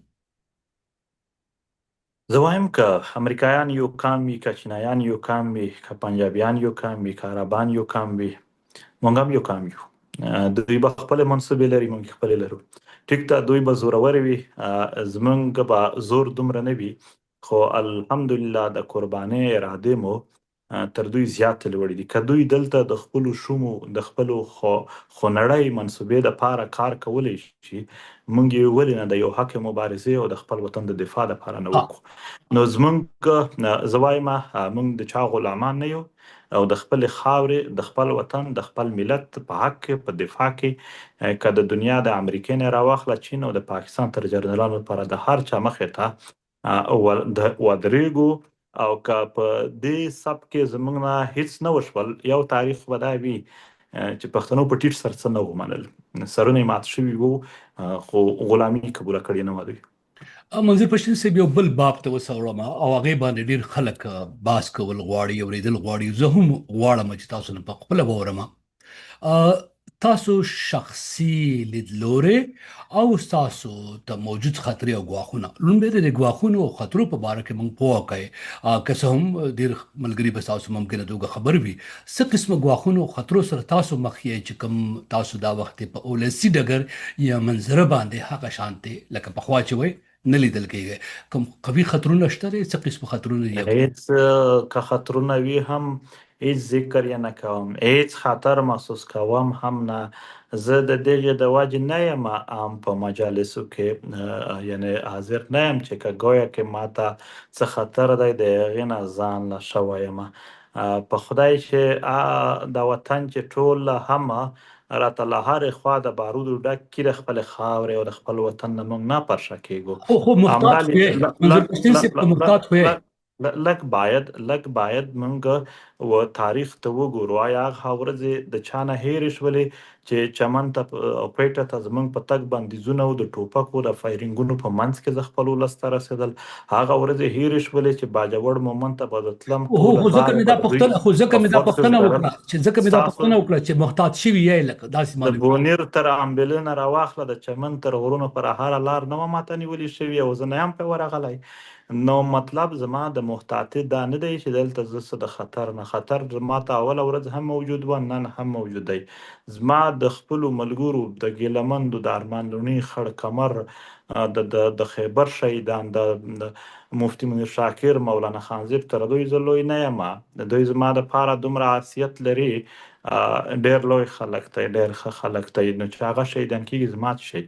دا احتیاط په خاطر د یو تیارې، دا احتیاط په خاطر د یو داسې سیټ اپ منځته راوړلو دی چې زموږ ملت چې دا 2 ورځې مزاحمت وکړي، بیا درېیمه ورځ یې نشي کولی مستقل مزاجي. مونږ په ځینو شیانو دي دلته زموږ د وسایلو خو منظور کمی پښتین دي. صاحب بخښنه دې وي، زه په ټوله دنیا کې وګرځېدم، اوس په وروستیو کې اروپا ته هم تللی یم. داسې د یو انقلابي مشر په توګه ستاسې پلویان تاسو پیژني چې هغه ستاسو نه په ډېرو ځایونو کې ما چې باسونه کول یا مې اورېدل، نو هم دا مې محسوسولی چې ګویا تاسو د یو غیر یعنی یو انسان نه ماورا یو سوپرمین په توګه درته ګوري، او په داسې کې تاسو چې کله بیا محتاط شئ نو دا پوښتنه راپورته کیږي چې منظور پښتین صاحب ډېر زیات محتاط شوی دی او انقلابي مشر چې کوم تصور دی هغه ماتیږي، هغه چې کوم د په ذهن کې دی. ځکه دا پوښتنه کوم منظور پښتین صاحب. بونیري صاحب، زه په خبرو باندې که ډېر وغږېږم، هغه څه به نه که ثابت، لکه په راتلونکي وخت کې چې زموږ له اړخه کوم عمل کېږي او هغه یې ښکلی ثابتولی شي، نو هغه په شان سټی ټونډ راځي به دغه شی به موږ په عمل بیا ثابت کړو چې دغې نتیجې څه وه. مخکې مو هم څو ځله چې داسې کړي دي، بیا موږ په عمل باندې خپل حرکت او د خپل ملت دپاره قوي قدمونه ثابت کړي دي. که دې ځل مو زیات وخت واخیست، نو زیات قوت به هم په زیات قوت سره به هم مخته راځو. هغه به بیا هر شی کلیر کړي. لا خبره ختمه نه ده، لا ډېر کار پاتې دی، لا خو اوس شروع دي هر څه، لا پیل دی. لہذا د داسې خبرې د بیسونه چې هغه بالکل لکه یو شی چې ختم شوی په هغه نه پس بیس پې کېږي چې څه غلط و څه صحیح و. لا خو ډېر واقعیات پاتې دي، ورپرېږدئ. موږ هم د دښمن سره پېژنو چې کوم ځای ته یې سره د رسوي. منصوبه کې یو بل وسوسه د خلکو په ذهن کې ما اورېدلې ده، او هغه دا دی چې منظور پښتین په ممکنه توګه د سیاسي مقام یا انتخابي سیاست برخه په ممکنه توګه په مستقبل کې په دې کې د ګډون پلان لري؟ بونیری صاحب، پاکستانی پارلیمنت چې هیڅ واک اختیار نه لري، او هیڅ یعنی مطلب د یو جردل مخته هیڅ اوقات نشته دی. زه به د هغې برخه جوړېږم. زمونږ په کلي کې ناست، د پښتون وطن په هر کلي کې ناست 15 کسان چې دي، هغه زه تر هغې پارلیمنت ډېر غوره شمارم چې 15 کسانو ته ورشم. ولې که دا 15 مې پوهه کړل، یو څه د انقلاب توقع شته، د دې پارلیمنت نه د هیڅ شي توقع نشته. اوس راځمه، که ته په پارلماني سیاست بیس کې زه بیا اوږد پې کومه چې ولې د کار نه دی. زه یو خبره درته کوم بونیري صاحب، پاکستان پارلیمنت چې بیل خو پاس کېدای نشي که نه د فوج بغیر، هغه به یې راوړي او هغه به دوی پاس کوي. نو د څه شي دپاره دی؟ نو دغې خو بل غم شته دی. اوس راځو، دوی نقصان څه کوي؟ نقصان دا کوي چې په د پاکستان چې بیا د خوا چې د پاکستان نه راواوړې پښتونخوا کښې هم ډېر زیات ولسونه دي. هغه یو څوک خپل لیډر شماري، په خدای ستا رښتیا به خوند نه کړي ور، خو هغه لیډر که خدای مه که دروغ هم ورته وویل هغه یې مني، او هر لیډر په میلیونونو خلک لري. نو دلته چې کله ولسونه په سخته کښې په مشکلات کې راشي، نو په داسې وخت کې ولسونه انقلاب راولي. خو نه، دا لیډرشپ راشي، هغه ورته هغه مشکلات تر دوی هم ښکلي بیان کړي چې داسې مشکل دی، داسې مشکل دی، دوی ته لا نه وي یا داسې ورته بیان کړي. خو بیا بیرته وایي چې حل یې دا دی چې ما ته ووټ راکړئ چې زه پاس شم، دا مسلې به حل شي. بیا چې کله دا پاس شي، بیا په هغه نه پس، یعنې په پاکستان کې هر یو ګوند که په صوبایي لیول دی لږ ووټ لري، که څوک یې په مرکزي لیول لري. هغه په مرکزي یا په صوبایي لیول حکومتونه راغلي دي. آیا د ملتونو د ولسونو هغه مسایل حل شول چې کوم یې درته یاد کړي دا به حل شي؟ نو نه شول حل. اوس درته وایم ولې نه حل کېږي. ځکه نه حل کېږي، ډېره بې ادمي په خره باندې یو سړی سپور شي، د هغې نه موټر نشي جوړېدلی. خر وي، په موټر کې ناست وي، د هغې نه بیا اس نشي جوړېدلی. دوی چې په کوم نظام باندې د پاسه کینی، څه لاندې استعماري نظام دی. د ده د تاڼې نه راواخله تر پټواري پر ټول هغه قوانین دي چې برټانیا جوړ کړي دي. د 1973 آیین چې کوم دوی یادوي، دا سټډي کوي، په دې کې دننه زیاتره پرسنټیج د برټانیا د جوړ چې خلک غلام څنګه ساتم دغه. نو څوک چې د استعماري نظام لاندې کار کوي، استعماري نظام په دننه ولسونه کله هم پر مخ نه دي تللي. اوس راځم، یو متل درته کوم. یو څاروی دی، هغه څاروی چې کوم دی هم هغه نه ځي. هغه مالک یې غواړي بازار ته بوزم یا خرڅ کم یا حلال کم هر څه پې وکم، خو نه ځي. نو هغه وکړي یو ګاجر راواخلي، هغه په یو سټیک پورې وتړي، او هغه سټیک بل سره د مرۍ سره وتړي که نه د سر سره. نو هغه ګاجر داسې مخکې ورته ځي. نو دی هم پسې روان شي، دی تر حلالولو یا تر خرڅولو ورسیږي، خو تر ګاجر پورې ونه رسیږي. صحیح ده. مسله دا ده چې دلته د مسایلو د حل په نامه باندې پارلیمنت ته چې کوم تګ دی ولسونو، ډېر خلک چې لاړل په هغه کې څه وشي، هغه چې کوم سړی لاړ شي، د هغې معیشت مضبوط شي، د هغې د بچو تعلیم ښه شي، د هغې دپاره په عدالتونو کې لږ څه سیټ اپ نور زیات شي، او یعنې د ده لایف سټنډرډ زیات شي. د ولسونو لایف سټنډرډ نو هغه نه ورسره په مخ ځي. نو استعماري نظام دا وي چې په دې کې صرف اشخاص خوشحال وساته، هغه را مخکې کا، لاندې ولسونه لاندې پرېږده. نو زما په خیال سره دا د یو استعماري نظام. مونږ پی ټي ایم پارلیمنت منو، ډېر په ښه نظر ورته ګورو، خو البته مونږ دا نه منو چې پاکستان کې پارلیمنت شته دی. مونږ دا نه منو چې پاکستاني پارلیمنت کې معاصر ده. نو ځکه دغه لږ راځمه اوس داسې یو ځای ته د منظور پښتین د تګ سوچونه کول، دا خو دومره زما په خیال سره بیخي هغه ونې ټینګل باندې هغه خواته خبرې دي. خو دې کې زه سیاسي فلسفي یا تیوري په دې باندې ستاسو د بحث لپاره خواهش هم لرم، او خواهش په پاینده کې دا وي چې په دې کې ستاسو به ممکنه توګه ډېره مطالعه وي په دې موضوعاتو باندې، بلکې یو عملی مبارزه او جدوجهد چې دی د هغه تجربه او مطالعه چې راغونډه کې سره زر چې جوړېږي. خو خیر دا به یو بلې موقع ته پرېږدو، تفصیلي بحث بیا وکړو. البته زه محسوسوم ذاتي توګه باندې تضاد ستاسو په دې دعوه کې د پاکستاني پارلماني سیاست او ستاسو هغې ته دریځ کې، ځکه چې تاسو د پاکستان په ځینې ادارو باندې باور او اعتبار لرئ، یعنی عدالتي نظام نه د انصاف تمه لرئ. پخپله تاسو په خپلو مقدمو کې او ستاسو ملګرو په مقدمو کې وکیلان اټارنیز نیولي دي او عدالتونو ته وړاندې کېږي او هلته د انصاف غوښتنه کوي.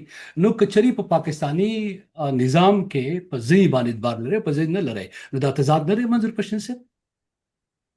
نه، د پاکستان په یو نظام هم هیڅ باور نه لرو، په یوه اداره هم هیڅ باور نه لرو.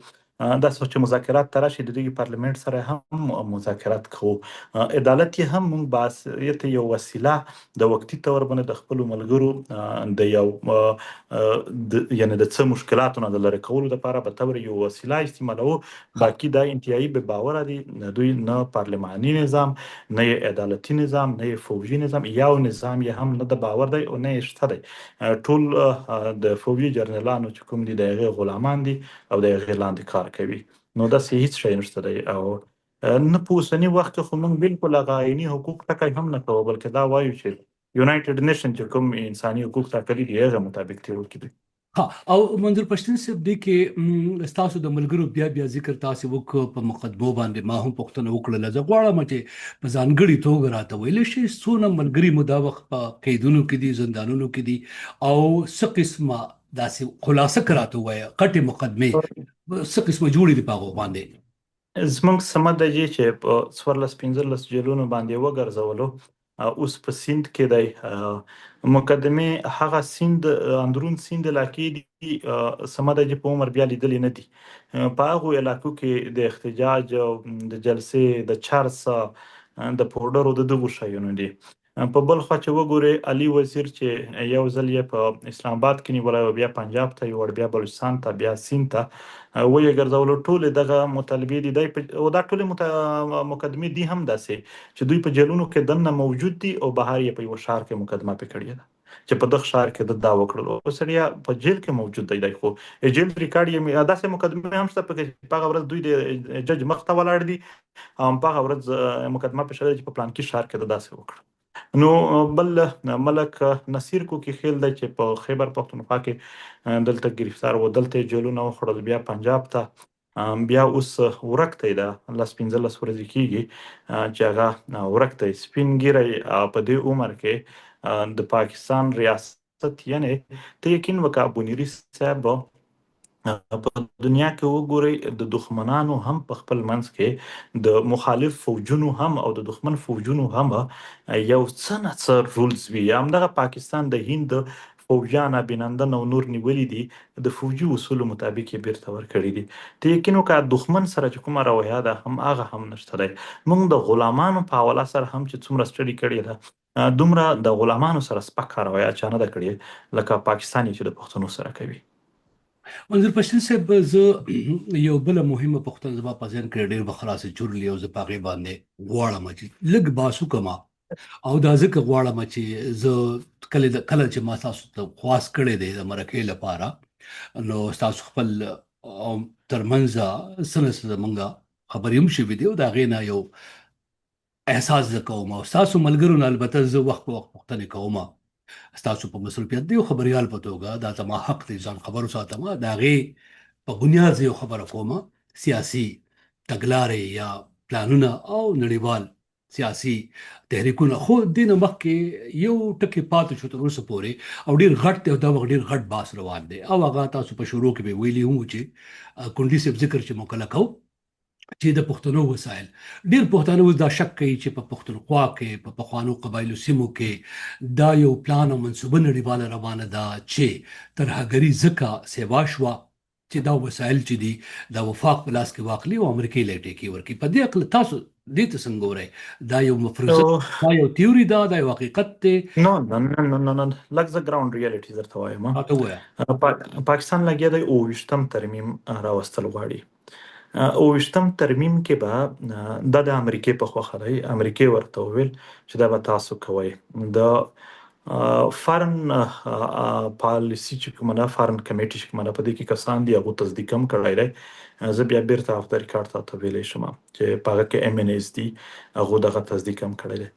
هلته دوی ته ویلي شوي دي چې مینرالز پکار دي. نو مینرالز دلته بیلونه پاس نشول په صوبو کې. نو مینرالز چې کوم دي ریئر مینرالز دي، نو هغه په د قبایلي سیمو کې زیات دي. بیرته دوی اوس د قبایلي سیمې امریکا د ډایرکټ د وفاق سره کول غواړي چې دا به بیرته فاټه شي، چې د وفاق سره شي. چې د وفاق سره شي نو د دوی مینرالز چې کوم دي هغه به ډایرکټ بیا وفاق وزیر اعظم او وفاقي حکومت به ډایرکټ بیا فیصله کولای شي. نو هغه به هم ډایرکټ شي ورته په دې 28م ترمیم کې دوی بیا کمپنیانو ته اجازه ورکوي چې کمپنیانو د بهر هیوادونو د راتلل شي بونلي سه بس یو پاینټ ته پاو کې یعنی تر دې د پر دې هم چې دا کمپنیانو ځان ته سکیورټي هم سیټ کولای شي او دا کمپنیانو د سکیورټي په نامه یو علاقه هم سیل کولای شي. یعنی تر دې حده پورې دا د تیرو 2 میاشتو کې تاسو کله چیک کوي لګ نظر ولرئ نو د امریکای په امبیسي کې د سیاسي خلکو تګ راتګ او پارټیانې او التا چای او سیټینګونه دا شی لګ زیات شول. نو هغه ټول دغه شی دي چې د 28م ترمیم چې کوم دی هم په دې حق لا باندې دغه شی را باندې په دا کې د مینرالز ته ټول غا برابرېږي. دوی د نور مینرالز نه دي پکار ریئر مینرالز دي. نو د ریئر مینرالز چې کوم دي د او عام خلک یا عام چې کوم څومره هم د دغه په حواله سره پوهان دي هغه هم زیات د دغه معلومات نه لري چې د ریئر مینرالز کوم دي او چرته موجود دي. خو چې ما څومره هم ما په دې باندې څو ورځې تیرې کړې دي او ډېر زیات تحقیق مې پسې کړی دی.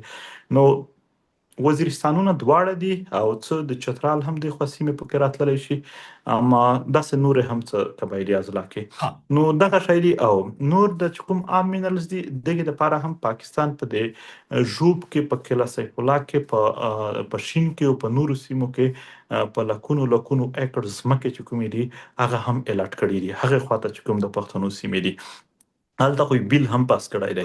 نو زما د خبرو مقصد دا دی چې دا کوم د مینرالز په حواله سره کیس دی په دې کې د دنیا انټرست چې کوم دی هغه داسې څه غلط فهمي نه ده بلکې ډیر ښکارا ده. د امریکای مارکو روبیو چې کوم دی هغه په خپل هم یو ټویټ په دې حواله سره کړی دی ما هغه سټډي کړی نو هغه ډیر لوی وضاحت دی چې څنګه دلته نړیوال مینرالز لوټل غواړي خو دوی په پیسې کې پاکستاني بیا لوټل غواړي ډایرکټ اوس راځو دی شي ته چې په دې حواله سره باید د امریکا او د دنیا هر قوت په دې وپوهیږي چې دا خاوره د پښتنو ده په دې کې د پښتنو نه بغیر د بل چا سره خبره کول چې کوم دي دا یو تاریخي ظلم او جبر موږ د ځان سره شمارو. لہذا نړیوال دی لګ ځانونه ور سنبال کی ټوله دنیا ولوټله اوس دومره په زور او زبردستي او په جبر باندې د سیمې لوټل بهي ناجایز دي لکه په کوم انداز باندې چې دوی د پاکستان په ذریعہ باندې د پښتنو وسایل لوټل غواړي. منظور پښتین صاحب د سټیک هولډرز یا د پښتنو حق ته دا ډیر مهم ټکی تاسو وایي او زه بلې یو موضوع ته زم د هغې نه مخکې دا موضوع ما ته زړه ته ډېره زیاته نږدې ځکه ده چې په دې زه ډېر اوږد بحث کول غواړم بل ستاسو د معلوماتو په خاطر زه چې کله امریکې ته راغلم لیدونکي اورېدونکي به هم په ممکنه توګه ستاسو د مرکې له برکته زما د دې ذاتي معلوماتو لږ خبر شي نو ما دلته بیا کالج او پوهنتون ویل شروع کړل او دلته امریکا کې منظور پښتین صاحب یو مضمون چې د ساينس باید ته د ګریجویشن یعنی کوم ته چې پاکستان افغانستان کې سوار لسم وای یا بی اے کولو کې ساينس ضرور وای ساينس ما د لپاره ډېر ګران و په دغه عمر کې نو ما پکې تر ټولو اسان ساينس لټوو قصه مختصر ما جیولوژي خوښه کړه به تورې ساينس مضمون او ما چې جیولوژي ویل نو ما لګ ډېره دلچسپي پیدا شوه په دې شیانو کې نو ټیتین ایسټین میټالوجانیک بیلټ ما پیدا کم چې د ایست یورپ نه شروع کیږي تر کایرو او بیا هیمالایا او بیا میسینک او بیا وزیرستان ته رارسي په دې ما د پښتنو ساينسدانانو نه کارپوهانو نه وغیره وغیره ډېرې زیاتې مرکې وکړې نو ما د دې تمامه معدنیاتو وزن حجم راوکل څومره دي او څومره غټ قیمت لري او په ځانګړي توګه په 2014 کې ما یو آرټیکل ولیکه په امریکا غږ کې چې دا کم چې ریئر ارث الیمنٹ دا څومره ویلیوبل دي او پښتنو څومره ګټه رسولی شي نو ځکه زه وایم چې دا زما لپاره ډېره مهمه موضوع ده اوس په خلکو خیر کتابونه هم ولیکل او هغه ذکر هم نه کړی زما د دغه تحقیقاتو خو بهرحال زه اخري دوه پښتون ته راځم منظور پښتین صاحب په وروستیو کې ستاسو د خیبر د جرګې نه وروستو جرګې وشوې مشاورتونه مو شو ځینې سیاسي ګوندونو مشرانو ما ته ویلي دي عبدالریکارډ چې هغه کوشش کوي چې یو نوی اتحاد د زلمي کل رامنځته شي او پښتانه چې دي هغه په عیني او مزاحمتي سیاست کې دننه د خپل حقوقو لپاره یو مشترکه لایحه عمل جوړ کړي په دې کې ډېر مثالونه ورکول کېږي تاسو سره څه قسمه کانټیکټ سره رابطې شوي دي او تاسو هغې ته ځواب څه دی د اتحاد د پښتون تحفظ مومنټ مونږ وایو تر څو به مونږ هر ورځ بیل کې نو چې نن ما خلک راغوښتي دي زما خوراک سم وو. خوراک معنا هغه ناستی. بل وایي که زما ناستی ډیر سم وو. که مقابله د ناستیو وي نو دا به ډیر د یو مظلوم ملت سره د دوی د احساساتو سره ډیره لویه لوبه وي او ډیر بده خبره به وي. که مسله د وطن د مسایلو د حل کولو وي نو زه وایم خیبر جرګه واحده جرګه ده چې یو پراپر کمیټي لري. پراپر کمیټي لري او سټیل فعال ده. او اوس یې هم په 1 اگست باندې په ټول ملت کې د پاڅونونو ډېر وسیع پاڅونونو اعلان کړی دی. نو که زه وایم هلته کښېنو، هلته ټول موجود دي او د ټولو ممبرز موجود دي، علاقایي مشران موجود دي، ټول موجود دي هلته. تر هغې که جرګه بیا د غټولو هم وي نو تر خیبر غټه جرګه هم بیا نه ده شوې. که یې بیا په نمایندګي یادوي دومره لویه نمایندګي بیا چیرې نه ده شوې.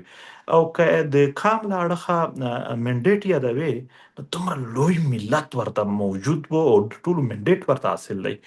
د یعنی وړو هغه وړو جرګه یعنی هغه جرګه ستاسو په اند کامیاب ده او هغې دپاره د ناکامۍ ټکي یا د ختمېدو ټکي تاسو فکر کوئ دا سمه دی؟ تاریخ به ګواه اوسي چې د هغې جرګې هره خبره خپل ځای ته ورسېدله. وخت به ضرور واخلي. ها منظور او صاحب، داسې نه ده چې منظور راغی په سټیج یې خبرې وکړلې کیسه لاړله. داسې نه ده. دا سیاسي سیاسي پیغام او ستاسې نور سیاسي ګوندونه په هغې پوهېږي او زه بیا وایم چې زه متنازع کول نه غواړم خبرې ځکه زه ځانګړي نومونه نه اخلم د چا. البته آخري پوښتنه پښتون تحفظ مومنټ مشرانو سره زما مرکې کېږي، ګرځم وینم ملاقاتونه کېږي، هلې ځلې وینم او ډېرو ځایونو کې هغه ستاسې د اوسني هلو ځلو او ستاسې د تړلو شوو تمامو توقعاتو کې ما محسوس کړي دي چې کمې محسوسوم هغو ته به څه وایه. آخري پوښتنه زه نه غواړم چې تاسو په منځ کې ودروم. تاسو نه اوس هم تمې لري، تاسو نه اوس هم د ملت د اتحاد ارمان پوره کېدو تمه ساتل کېدل امکان لري؟ منظور پښتین صاحب خپلو پلویانو ته خاص توګه زه هغه 13 پوښتنه ما لا پوره نه وه جواب کړې او دغه هم وایم. نو موږ د اتحادونو نه یو مخالف، خو البته د اتحاد په نامه باندې هره ورځ نور د ناستې هم زه وایم دا ملت ته نوره ګټه نه ورکوي. ولې اوس چې ته وګورې په دې یو میاشت کې څومره جرګې وشوې، څومره ډېرې وشوې. البته د ملت هغه لږ څه چې د جرګې د ټکي نه تمه وي هغه ختمیږي. جرګه خو یو ډېر ملي پروسس دی او د دښمن چې لږ څه یره وي د جرګې نه هغه ختم شي، د جرګې هغه اوقات ختمیږي چې بیخي ډېرې شي. ځینې خلک وایي چې که جرګې ډېرې پکار دي ولې کام پراخ دی او مسلې پراخې دي. نه جرګه یوه پکار ده خو کلک پې ودرېدل پکار دي، بیا مسلې حل کېدلی شي. کني که د یوې نه بلې ته ټوپ وه هغه به مسلې نه کړي حل. راځمه د خپلو ملګرو د پیغام په هکله یو څو خبرې کوم او د زړه نه یې کوم، ډېرې د زړه نه یې کوم. زما خوږو او درنو ملګرو، ډېر زړه نه درته وایم، تش په خبرو نه کېږي. خپل سکیلز به زیاتول غواړي. مونږ د جدید دنیا د قوتونو مخته د یو ډېر په دې نړۍ د ماحول مطابق یو بېوسه ملت نمایندګان یو. دغه بغیر د خپل سکیل زیاتولو، د خوارۍ زیاتولو، د تکلیفونو برداشت کولو نه بغیر نه کېږي. خواري وکئ، هر هغه کار چې زړه دې نه کوي خو ضروري دی هغه وکئ اول. دغه چې په وقفو کې د خپل ملت خدمت کېږي چې کله پوره 10 ورځې لګیا وي او کله بیا 2 میاشتې ورک وي مکمل، دا ستا مزاج نه دی، دا د یو ملت مستقبل دی. ولې لوبې ورسره کوي چې ته د خپل مزاج پرېږده، د ملت د مستقبل په خاطر ته مستقل مزاج شه. ته پر ځای د دې چې بل وغندې چې هغه دا نه وکړل دغه دا نه وکړل، خپل کار زیاتول دي او په هر فیلډ کې زیاتول دي، خپل سکیل زیاتول دي، خپل هنر زیاتول دي. خواري او مهنت شرط دی، نه کېږي بغیر خواري، بغیر مهنت، بغیر قربانیو. زمونږ د ملت د لویوالي او د عظمت د یو عظیم وطن د یو عظیم ملت جوړولو په منځ کې یو پول دی. هغه پول چې کوم دی هغه داسې شمار کوي چې په قربانیو، په خواریو، په مهنتونو او په سکیل زیاتولو یوازې مونږ تیرولی شو. که کله مونږ په دې پول باندې تیر شو، لار مو سمه کړه، ټول ملت به هغه منزل ته ورسیږي. مونږ به ټول ملت ته لار جوړوو. د دې په خاطر باندې ملت په آرامه راځي، موږ به ورته په مشکلاتو ځو. دا نن چې پاڅونونه کېږي، نن چې نارې وهل کېږي، د خپل ملت دپاره سخته خبره کول کېږي، دا خو چې اول کله موږ ډیولپ کوله څومره خوارۍ مو پرې تېرې کړلې. نن خو د ملت دپاره اسانه ده. داسې چې یو وخت کې کله موږ د ملت یو عظمت ته رسوو، نو هغې دپاره به موږ په خواریو تېرېږو، دوی به راپسې را روان وي. انشاءالله ملت هم ښه ټینګ درسره ښه پوخ درسره ځي. دی به شاته موږ به ورته مخکې وو. ها نو چې موږ مخکې وو، سختې به هم موږ تېره او سختې معنا بله خبره، سختې معنا دا هم نه ده چې بیا زه یاد یې کړم چې دا مې تېر کړل او هغه مې تېر کړل. یا د مبارزې معنا دا نه ده چې زه ډېرو خلکو ولیدم که کم هغه زمونږ څه د سوشل میډیا ټیمونه سیټ کېدل، نو په هغه کې موږ دا خبره ورته کړله، هسې رایاده شوله چې دې ته مه ګورئ چې تاسو څومره ډېرو خلکو وستایلی، څومره نه. دا د خلکو کار دی. ستا کار دا دی خپله مبارزه جاري ساته، هېڅوک ترې نه ستایي، هېڅ خبره نه، هېڅ چا و هم نه لیدلی چې دا مبارزه وکړه. دا وړوکې خبره ده، خو ستا خپل کار کول لویه خبره ده. کامونه چې لوی جوړېږي، د کامي تنظیمونو خلک ډېر ښه سکیلز لري او ډېرې لویې خوارۍ وکړي او ډېرې لویې قربانۍ وکړي. که چیرې مو دا نه وکړل، نه یوازې دا چې موږ خپل ملت ځای ته نه ورسوو، بلکې خپل هغه شهیدان چې موږ ورسره د ډېرې مینې اظهار کوو او وایو چې ښه ډېر مو زړه پرې خفه دی، هغه هم د هغو د وینو سره هم جفا ده، او هغه خوارۍ چې موږ او تاسو یې تېروو د هغو سره هم جفا ده. نو خواري، مهنت، سکیل زیاتول او مستقل مزاج اوسېدل، دا باید ملګري خامخا په ځان باندې عملي کړي. سمه ده. د دې نه مخکې منظور پښتون صاحب زه ستاسو شکریا ادا کوم، زه خپل لیدونکو اردونکو ته او په ممکنه توګه د پښتون تحفظ مومنټ مخالفینو ته یا د هغې ناخوښونکو ته افر کوم او ورته وایم که تاسو غواړئ د دې سوالونو یا د منظور پښتون صاحب د دریځ ځواب ویل غواړئ او فکر کوئ، هغه ته غوږ نیول پکار دي، کولی شئ بیکاسټ تاسو دا پلیټ فارم تاسو ته زه درکوم، که نیغ په نیغ را سره خبرې کوئ او که مرکه ریکارډ کوئ، که هغه د پاکستان دی او که د پاکستان نه بهر څوک دي او که پښتانه تحریکونه دي په کوم ځای کې هغه دا فکر کوي.